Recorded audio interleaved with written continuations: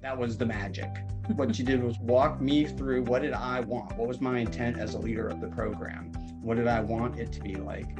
And then when it interviewed all of the leaders that I had on the team so that she could both get it from them and then show them what I had said. And it was a big surprise for them.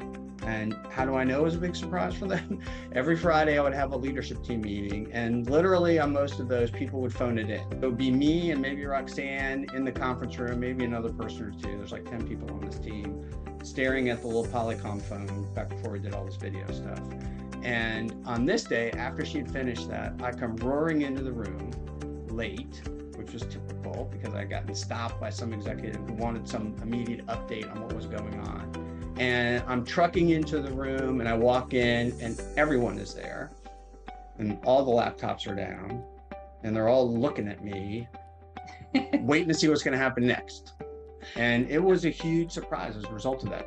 We changed what was going on internally with the team and actually started to do some of the things that I'd laid out that I would wish for that we would do ideally. Like we would actually communicate together and problem solve and talk as if we're plural and not all I, me, but a lot of we and us and how we were going to take care of things. What I started to see was all of the same things that I thought were important, they were important to them too.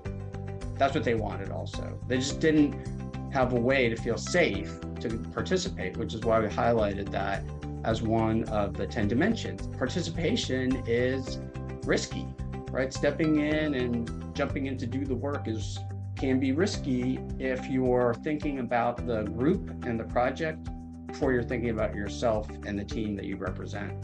And it certainly was in this setting, and because of this leader intention and the way in which Roxanne and I led the project after that, it changed everything about how people thought about it, and what they thought was important, they actually got to realize and do. And that made a huge difference. Just to cap it off, the project itself never got easy. It was a pain the entire time, right? But it became a roaring success at the end. We accomplished all we wanted to and had an enormous lift in the morale of the team. We were getting engagement scores that were well in the 90s, and this is at a company where average engagement score is in the low 70s. So it was a big shift as a result of this. And I point out that the project was difficult the whole time because morale didn't improve because the project got easier.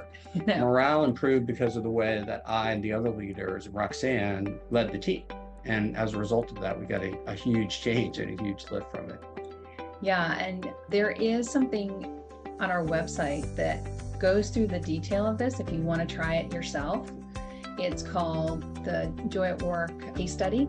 If you go to thechangedecision.com, you'll see case study sort of at the top right-hand side. It'll walk you through exactly what happened, show you some videos, show you some photos, and then give you the questions that I used to understand what Ed's vision was, and then understand what all of his leaders wanted to start that alignment piece as a leadership team.